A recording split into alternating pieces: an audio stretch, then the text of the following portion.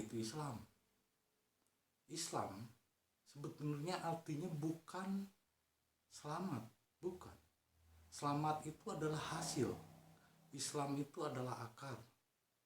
Islam itu artinya adalah berserah diri kepada Allah.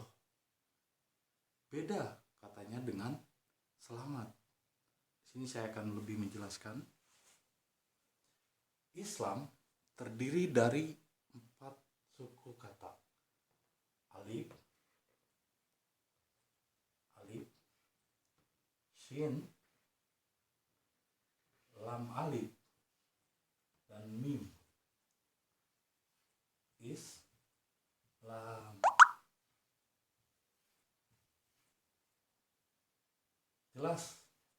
Alif, shin, lam alif, mim. Islam. Berbeda dengan selamat. Selamat terdiri dari 3 suku kata.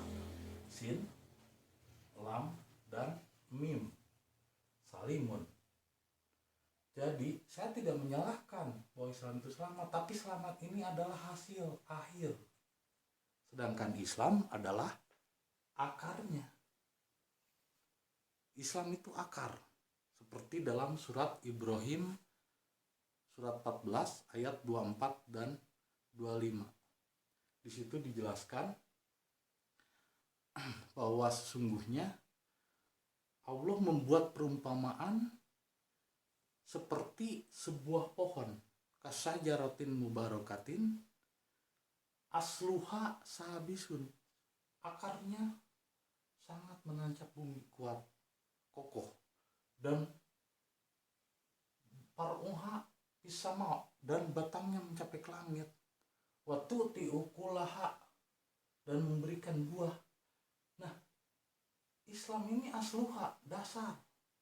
Sedangkan selamat adalah buah, hasilnya. Jadi Islam itu bukan selamat, tapi Islam itu berserah diri kepada Allah, dan selamat adalah hasilnya. Kalau kita berserah diri kepada Allah, maka kita akan selamat di dunia dan di akhirat. Jadi ini yang perlu dipahami, karena banyak orang yang berkuar-kuar mengaku dirinya Islam tapi tidak mengenal apa itu Islam. Ketika ditanya apa itu Islam, tanda tanya, selamat. Taunya cuma itu aja. Nah, saya akan menjelaskan lebih detail, bukan di dalam Islamnya, itu terutama adalah di batangnya, din. Karena banyak orang yang mengaku Islam tapi masih mengartikan din sebagai agama.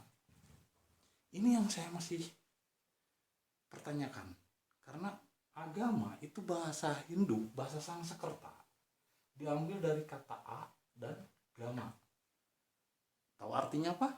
Artinya tidak dan kacau. Agama artinya tidak kacau. Sedangkan Islam sendiri artinya adalah berserah diri kepada Allah. Itu akan menjadi tidak pas ketika di Nurul Islam diartikan sebagai tidak kacau, berserah diri kepada Allah. Nah, ini bagaimana ngejelasinnya? Tapi kalau seandainya din sebagai jiwa, maka ini akan lebih plus, lebih matching.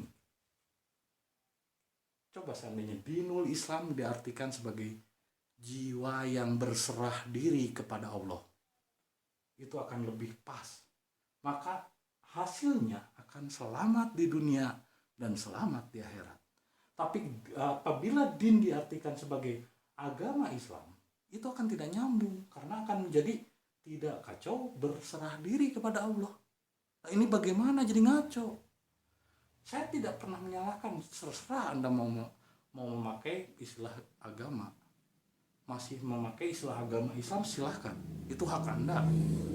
Setahu saya istilah ini muncul ketika ada seorang peran orang Yahudi Belanda bernama Dr. Snoek Halgranje.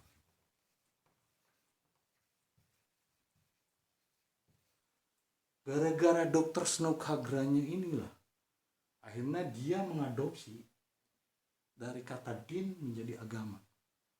Sehingga apa yang muncul? Yang muncul adalah ego. Yang muncul adalah merasa aku paling benar. Seandainya din ini diartikan jiwa, inna dina indallahil Islam, artinya sesungguhnya jiwa yang kembali kepada Allah adalah jiwa yang berserah diri, itu pas. Tapi ketika dikembalikan ke sini, inna dina indallahil Islam, sesungguhnya agama yang paling benar di sisi Allah adalah agama Islam. Apa yang muncul? Ego. Ini buahnya. Buahnya bukan selamat, malah terjadi perang, terjadi caci maki, terjadi merasa aku paling benar. Ini sama seperti sejarah Firaun. Ana robbakumul a'la, saya paling benar. Ketuhanan saya yang paling benar. Aturan saya yang paling benar. Robbakumul a'la. Bukan mengaku Tuhan, tapi cara tentang ketuhanan itu dianggap aku yang paling benar. Nah, apa yang terjadi pada Nuh? Orang-orang pada zaman itu juga terjadi kemusyrikan, menganggap bahwa tata cara ibadahnya yang paling benar. Ini karena muncul apa? Agama. Hal sepele. Mungkin kita anggap masa sih masalah agama bisa itu, tapi pengaruh terhadap psikologis manusia itu sangat jauh ketika Islam dijadikan sebagai agama. Coba kalau Islam sebagai jiwa yang berserah diri kepada Allah, maka selamat dunia dan selamat akhirat. Ini jalan. Terserah mau diartikan sebagai jalan atau mau diartikan sebagai jiwa, itu lebih tepat dibandingkan diartikan sebagai agama. Maaf, kita itu Islam, bahasa dari Arab. Kenapa kita masih menggunakan bahasa Hindu, bahasa Sanskerta? Agama, dari mana itu ada? Kapan itu ada? Karena Rasul itu hanya orang yang berserah diri, jiwanya berserah diri. Dan Allah tidak pernah menciptakan agama. Yang ada juga Allah wa nafakha ruh, dan aku titipkan ruh, jiwa. Sebagai apa? Sebagai hukum. Jiwa itu sebagai hukum. Hukum ketetapan. Seperti dalam surat Yasin wal Qur'anil hakim. Quran itu adalah diri, jiwa kita sebagai hukum ketetapan. Seandainya semua kata agama diubah menjadi din, menjadi jiwa, itu akan lebih tepat. Seperti lakum dinukum waliyadin. Jiwamu untukmu, jiwaku untukku. Pribadimu untukmu, pribadiku untukku. Pribadimu, pribadiku. La ikroha fiddin. Tidak ada paksaan dalam kepribadian. Terus yang belum menikah disebutkan baru setengah dinnya. Artinya baru setengah jiwanya. Karena pasangan hidup itu adalah belahan jiwa, setengah jiwa kita.